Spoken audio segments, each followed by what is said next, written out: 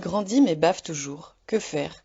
Depuis plusieurs mois maintenant, Léon bave énormément. La maman de Léon raconte. Nous nous souvenons des périodes un peu similaires avec nos aînés, mais nous n'avons pas le souvenir que ça ait autant duré. Au départ, nous avons pensé que c'était dû aux dents, mais maintenant qu'elles sont bien sorties, nous nous interrogeons. J'ai tendance à lui dire d'avaler quand il commence à baver, mais ça n'est pas très efficace. Il faudrait que je lui dise toute la journée. Son père l'essuie, lui met un bavoir, mais je ne l'imagine pas dans quelques mois faire sa rentrée à l'école avec son bavoir autour du cou. La maman de Léon. Cette situation est retrouvée très fréquemment dans les consultations de jeunes enfants. Les professionnels se voient régulièrement interrogés autour de l'âge auquel le bavage est censé disparaître. Si le bavage est reconnu dans le développement normal du tout petit, quand est-il censé disparaître? Y a-t-il un âge pour baver? Quand le développement et la santé de l'enfant sont sans particularité, on va observer un bavage autour de 6-8 mois. On retrouve un bavage lors de l'arrivée des poussées dentaires, durant la période de diversification et quand la bouche se perfectionne pour croquer puis mastiquer. Après 2 ans, les enfants s'arrêtent généralement de baver. La maturité des mouvements de leur bouche le leur permet. Comment définir le bavage? Chaque individu secrète de la salive et quand celle-ci s'échappe de la bouche, on va parler de bave. Baver est donc le plus souvent la conséquence d'une mauvaise gestion de la salive. Déglutition. On peut aussi observer des situations où le patient laisse écouler sa salive parce qu'il en a trop à gérer à la fois. Excès de salive.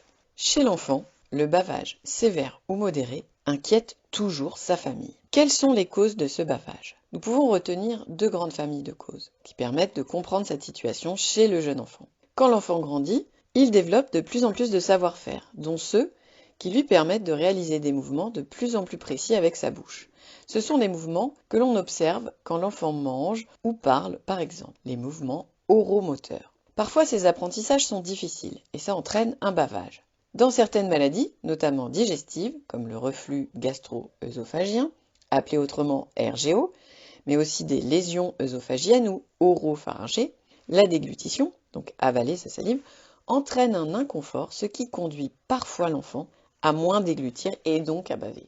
Un enfant peut donc baver, soit parce qu'il ne sait pas bien avaler automatiquement sa salive, soit parce que c'est désagréable de le faire. Quelles sont les conséquences du bavage? Les premières répercussions sont sociales. Un enfant qui bave, il faut le reconnaître, c'est peu agréable pour l'entourage. Cela peut générer des réponses peu adaptées. Dire à un enfant d'arrêter de baver est par exemple logique mais inefficace. Ne plus baver ne passe malheureusement pas par le contrôle volontaire de sa salive. Tout cela se fait sans y penser normalement. Par ailleurs, l'enfant en bavant continuellement ou fréquemment en journée va s'habituer à avoir le menton humide et sa sensibilité va nettement diminuer. Contrairement à ses pairs qui ne bavent pas, l'enfant qui bave finit par ne plus sentir l'humidité générée tant il y est habitué et ne peut donc seul percevoir les signes de son bavage. Enfin, l'enfant qui bave, en ne déglutissant pas sa salive de manière automatique, réduit les mouvements de sa bouche. Cet enfant passe sa journée la bouche ouverte, respire alors par la bouche au lieu du nez. Il est plus exposé aux infections. C'est tout un cercle vicieux qui va se répercuter sur sa sphère ORL. L'enfant va avoir un peu de salive qui stagne dans sa bouche, ce qui peut abîmer ses dents. Sa langue peu active va manquer de tonicité et cela peut se répercuter sur l'intelligibilité de sa parole ou son aisance à manger. Quel que soit le terrain explicatif du bavage, il est important de le prendre rapidement en charge afin qu'il ne s'installe pas dans un cercle vicieux. Qui consulter face au bavage d'un enfant? Dans un premier temps, une consultation médicale est souhaitable. Un médecin généraliste ou le pédiatre saura investiguer les causes organiques et orienter si besoin vers d'autres bilans, notamment vers un bilan ORL, voire vers un bilan neuropédiatrique. Dans un second temps, le médecin sera susceptible de vous orienter vers un orthophoniste pour réaliser un bilan des fonctions oromyofaciales et de l'oralité, voire un bilan de langage en fonction des éventuelles autres fragilités qu'il identifiera dans le développement de l'enfant. En consultation, l'orthophoniste recevra les parents avec l'enfant pour échanger autour des difficultés observées et de son développement. Il examinera également sa bouche, mais aussi sa face, sa façon de manger ou de parler. À travers ces différents examens, l'orthophoniste fera le point autour des compétences de l'enfant. Il cherchera à comprendre les causes du bavage observé. Il aidera l'enfant à améliorer cette fonction en proposant des soins ajustés à sa situation avec la participation des parents. En attendant, comment agir au quotidien? L'entourage qui accompagne un enfant qui bave peut proposer quelques activités quotidiennes pour éviter que ce cercle vicieux n'opère. La tétine va entretenir des mouvements moins toniques de la bouche et de la langue. Il est donc vivement conseillé de la garder pour les seuls temps d'endormissement ou d'apaisement court.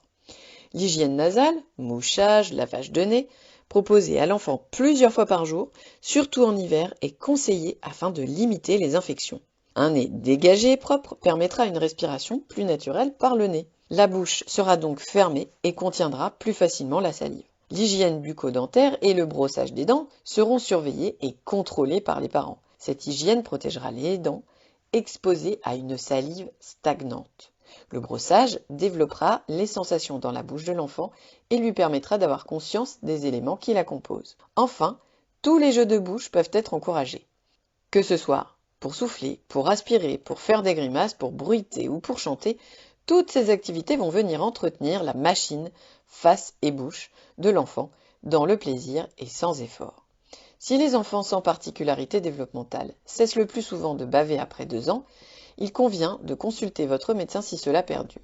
Il saura investiguer les causes médicales éventuelles et vous orienter, au besoin, vers les bilans complémentaires nécessaires et susceptibles de vous offrir les aides plus spécifiques. En attendant, soyez certain que vous pouvez intervenir efficacement en vous mobilisant quotidiennement autour de certains soins d'hygiène, mais aussi autour de jeux de bouche avec votre enfant.